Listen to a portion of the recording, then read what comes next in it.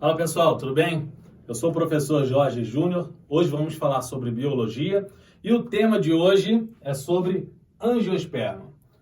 Vamos fazer um pequeno resumo aí. Nós verificamos ao longo do tempo aí sobre alguns grupos vegetais. Assim como nós estudamos a independência dos animais em relação à água para sobreviver, reproduzir, a gente também faz essa mesma abordagem em relação às plantas. Verifique só. Nós temos os peixes, depois dos peixes, os anfíbios, depois dos anfíbios, os répteis, depois dos répteis, as aves e os mamíferos. Nas plantas, foi parecido com o que nós estudamos. Temos as algas, né? As algas não fazem parte das plantas. A gente começa a estudar a independência dela da água. Nós temos as briófitas, depois nós temos as pteridófitas, depois nós temos as gimnospermas e agora o estudo de hoje, as angiospermas. Ok? Se localizaram? Então vamos lá. Primeiro a gente vai falar sobre o significado do nome angiosperma. Anjo significa urna, sabe? Aquela urna da vovozinha que tem um baúzinho, que ela guarda as coisinhas preciosas de valor sentimental ou valor financeiro realmente dela. É esse sentido que é a urna, sabe? Algo que guarda ali. E esperma significa, assim como nós estudamos anteriormente, semente. Então o sentido desse nome significa semente guardada, semente protegida. A semente não é uma novidade desse grupo de plantas. As sementes nós estudamos lá nas gimnospermas, sabe? Aqueles pinheiros, araucárias, coníferas em si. Ali foi a novidade evolutiva. Aqui não. A novidade evolutiva que nós temos aqui está relacionada às flores e os frutos. Nas gimnospermas nós estudamos que ela já tem um órgão reprodutivo bem desenvolvido, que são os cones, né? Que são os estróbilos, tá? E nós vimos lá que tem os estróbilos masculinos e femininos. As flores funcionam assim também. Vamos falar um pouquinho das flores, depois a gente fala um pouquinho dos frutos. A flor, sabe? Aquela florzinha que os apaixonados utilizam, que dá para a menininha cheirar lá. Pois é, na verdade, ela é o órgão reprodutor. A função da flor é fazer a reprodução da planta. Vamos ver algumas estruturas aqui. Então, pessoal, vamos aqui. Primeiro nós vamos falar sobre as sépalas. As sépalas, elas funcionam como se fossem... Na verdade, elas são um tipo de folha. Pode ver que eu até coloquei uma corzinha aqui verdinha já para lembrar disso.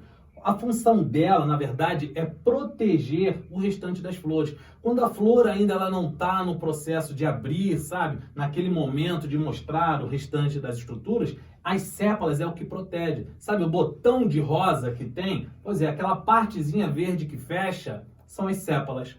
A função é muito simples, ela inclusive realiza a fotossíntese também.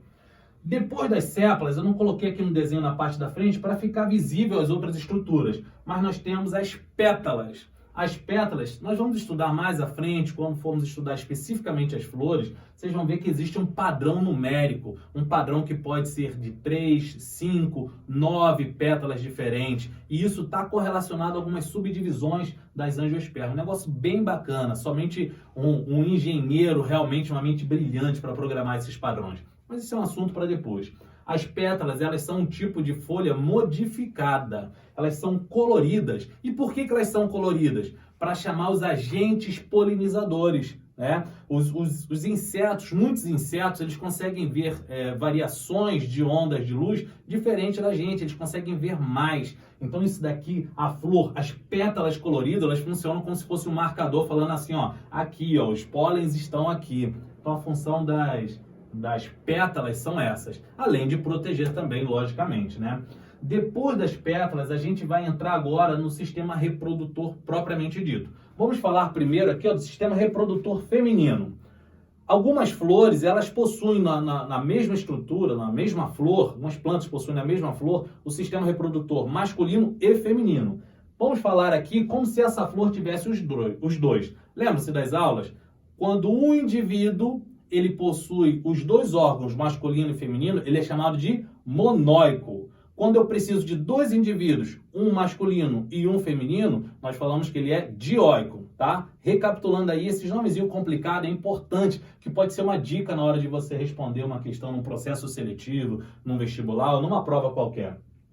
Vamos falar primeiro sobre o gineceu, que é o conjunto de estruturas femininas que formam um órgão feminino. nós temos o estigma, estilete e ovário. Então nós temos aqui, ó, o estigma, o estilete e o ovário. Sabe aquela história do tubo polínico que vocês estudaram em gimnosperma, novidade evolutiva? Pois é, o pólen vem parar aqui e o tubo polínico ele é produzido, ele vem por baixo para deixar o anterozoide passar, o gameta masculino passar até o óvulo propriamente dito, né? Vamos estudar isso mais detalhado para frente, tá? Nós não temos tempo hábil hoje para isso.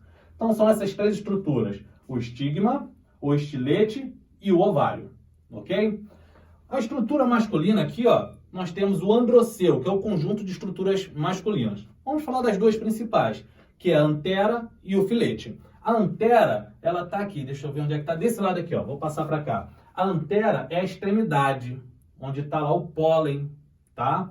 E o filete é a estrutura que vai sustentar a antera, tá bom? Então, ó, é bem simples, gineceu, só lembrar de ginecologista, você já lembra que é a estrutura feminina. Androceu, sabe? Aquela história da menopausa masculina, andropausa, só você lembrar disso, o androceu remete a masculino, ok? Agora uma coisa muito importante, na natureza não é interessante que ocorra autofecundação. Quanto mais variação existe geneticamente, mais variabilidade genética, mais resistente o organismo fica. Por exemplo, o que é mais fácil ficar doente? Um cão de raça ou um vira-lata? O cão de raça sempre tem algum probleminha de saúde, ou é na pele, ou é na respiração, ou é surdo, sempre tem algum probleminha, porque não existe variabilidade genética. O vira-lata é um bichão resistente, ele pode até ficar doente, mas é difícil o bichão ficar arriado. Então, essa variabilidade genética que existe faz com que ele tenha mais resistência às seleções ambientais que existem. Qual é a defesa, qual é a estratégia que a planta tem para que não ocorra a autofecundação, uma vez que existe a antera, que é masculina e libera o pólen, e o estigma, que recebe o pólen? Olha como é que está o desenho. O estigma ele está mais alto que a antera. Então o que o inseto faz? Quando o inseto, no caso a polinização por inseto, vem por aqui, ele passa por cima. Ou seja, as asas dele, ele está trazendo pólen de outra planta, as asas dele pega aqui, ó, no estigma, deixa o pólen, pega o néctar que ele precisa aqui e quando ele sai carregando o pólen, passando aqui, ó, pelo filete e antera. Ele leva esse pólen para outro. É uma estratégia muito interessante, beleza? Sobre a flor é isso daí, gente. Agora, o fruto. A flor, ela vai se transformar num fruto. Sabe? Lá em casa a gente tinha um pé de manga, sabe? Uma mangueira, não sei como é que vocês chamam, mas uma mangueira que dava muita manga. E meu pai observava sempre que via a planta, a árvore com muitas flores, ele falava, esse ano vai dar muita manga. E era verdade, porque ele observava pelas flores. Na época eu não conseguia entender muito bem a relação. Hoje é muito claro isso. Por quê? O fruto, na verdade, é o óvulo fecundado. O óvulo fecundado. Lembra quando a gente falou que a semente, nas aulas anteriores, eram embriões? Pois é, depois que o óvulo vem ao anterozoide e ocorre aqui a junção do gameta masculino e feminino, as pétalas caem, a estrutura se transforma e vira um fruto, tá? E a semente aqui dentro, pode ter uma ou várias, o que acontece? Vai se desenvolver toda aqui. Então nós temos três estruturas, só para terminar aqui. Nós temos o exocarpo, que é a parte mais externa, seria mais ou menos a casca. Nós temos o mesocarpo, que é a parte mais carnosa do fruto. Estou falando de uma maneira generalizada, tá, gente? E depois você tem o endocarpo, que é aquilo que recobre a semente. A gente pode falar que é o início do caroço aqui, uma estrutura mais rígida. Tá bom? Tem muita coisa para falar sobre esse assunto ainda, gente. Só que a gente não tem muito tempo hábil para isso, tá ok? Então vamos continuar estudando. Sucesso para todo mundo aí, beleza? E aguarde o próximo vídeo. Valeu!